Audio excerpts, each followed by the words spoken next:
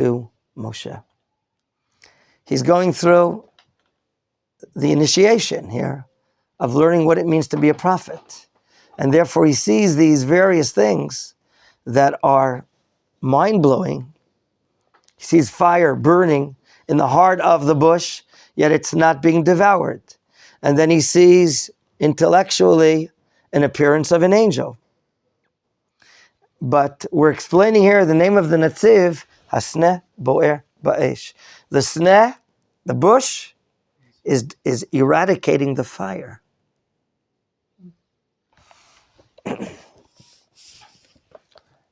Moshe says to himself, wow, I've been to a few Boy Scouts events, and we showed an exhibition of burning some brush and some wood, and I saw the fire burning and devouring the wood and the vegetation. And here, the opposite is happening. Again, according only to the Netziv Volozhin.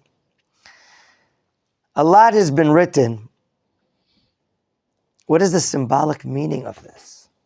All of you know that after this revelation, Hashem says to Moshe, I want you to be the leader. That means more prophecy, leadership. But if we ask ourselves, when a prophecy appears in a vision, like it appears here for the first time in Moshe Rabbeinu, as we're taught by our great teachers and rabbis in the past, my dear father-in-law, Rabbi Horowitz, brings it in one of his articles, we know that this is a feature of symbolism. Not only a lesson of prophecy, but what's loaded here is symbolic understanding.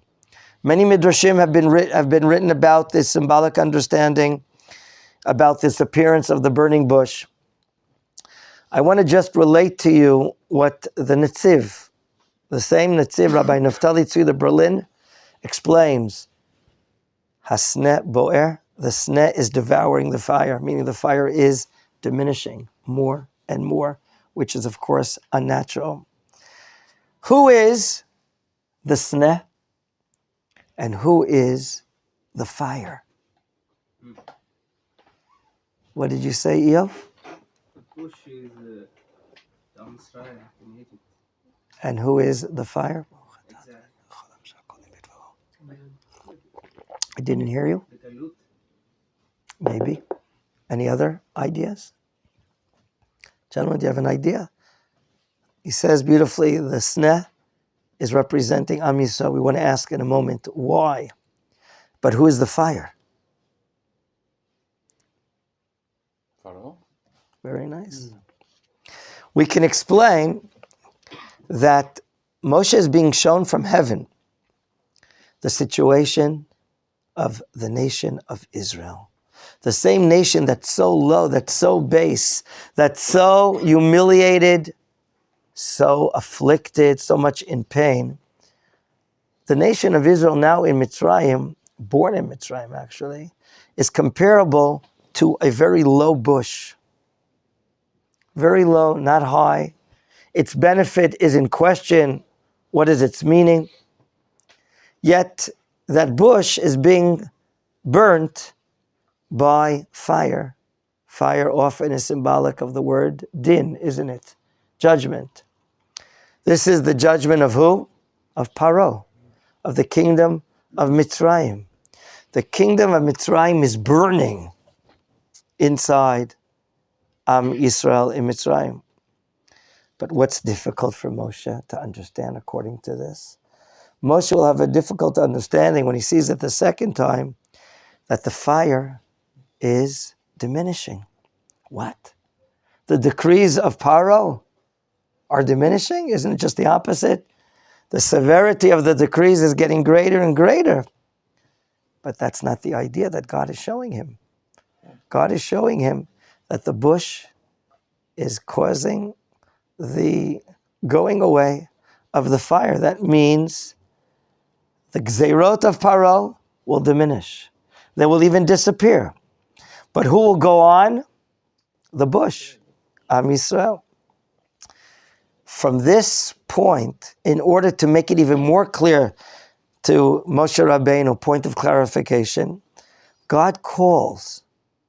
He calls out to Moshe from the sneh to teach him, as my father-in-law Rabbi Horowitz writes, this important foundation of faith. Which foundation? And this is a major point that we're going to be learning about. When you see decrees, when you see bad or you see evil against the Jews, against Am Yisrael, you're going to find out that inside the same area, what is developing? The light, the salvation, the goodness, God's presence. A very famous verse, I think it's King David writing, it's in the Psukei de Zimra from Psalms. Please correct me if I'm mistaken. 8 tzara liYakov, when it's a time of trouble to Jacob. Umimena, but from that trouble, yivashea, he shall be saved, rescued. In other words, inside the bad is the good. Inside the decrees is the salvation. Inside these terrible decrees of Paro, you're going to find there in the heart of that fire, the Shekhinah. That's where the Malach of God talks out from. In other words, don't think for one moment that God's presence is far, far from the area of the decrees of King Paro. Hashem is not in vacation in California whatsoever. Hashem is involved, sees, and all of we know, predicted, prophesied to Avram Avinu 400 years ago that this will happen. It's all written in the Bereshit chapter 15. We all read that. And therefore, what we're now learning about are the ways of God's supervision, God's goodness. His supervision is even amidst the difficult times. And what will happen in the future, God is telling Moshe Rabbeinu, is that good days are going to happen. This is a major lesson for Moshe Rabbeinu. No one's around him. Moshe, who is a malach, who is a ro'et tzon, a shepherd, who knows how the leadership of tzon, of sheep, who's so careful not to violate monetary matters and take anything that does not belong to him. Moshe Rabbeinu is now told by God in Pasuk Hey 5, Vayomer al tikrav halo, shal na'alecha me'al raglecha, ki hamakom asher ata omed alav admat kodeshu. In the future, this place, this mountain of Sinai, will of course be the mountain of the giving of Torah. And therefore it's holy. It's holy. What is the connection between holiness and taking off, removing the shoes from your feet? Ken, what do they have to do with one another? Ken, what do they have to do with one another? Well, we're here talking basically, number one, about the term yirat kavod, the fear of reverence and honor of God. And when you're dealing with that, you're dealing with the highest levels of godliness. Sometimes the most material things that a person has are his leather shoes. The leather shoes, okay, the wearing of materialism through nature. Again, I once heard from a kollel in Herzliya that the shoes represent man's dominion over the animal world. We can catch animals, hunt them down. We can take off their skins and produce many products. But here at Mount Sinai, man, equally, the Kohanim, when they serve in the Beit HaMikdash, are not to wear their shoes. Why? Maybe the idea is showing submission, fear. You're not a ruler here at Mount Sinai. And therefore, take off. Submit yourself. These leather, these animal matters that you're in control of. And therefore, in addition, You're now rising in spirituality. When you're rising in spirituality, the physical material things attached to you, like a shoe on your feet, should be removed. Should be removed. Although God's supervision over Israel will show his control over nature, okay? And certainly above nature. So maybe that's one of the understandings of Shal Ne'alecha Me'al Raglecha.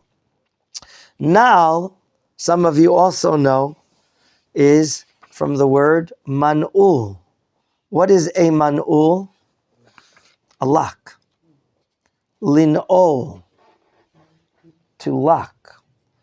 There are people that have concepts of life and faith that they're used to.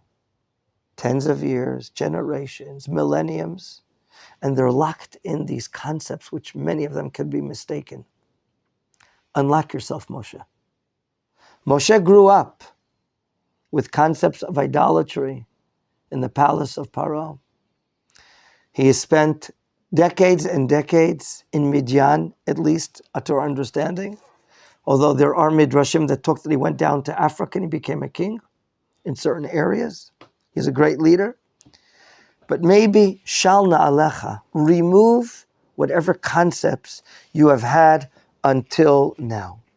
And therefore, open up yourself for prophecy, for the pure faith of what the faith of the God in Israel means, which will be in our next shiur.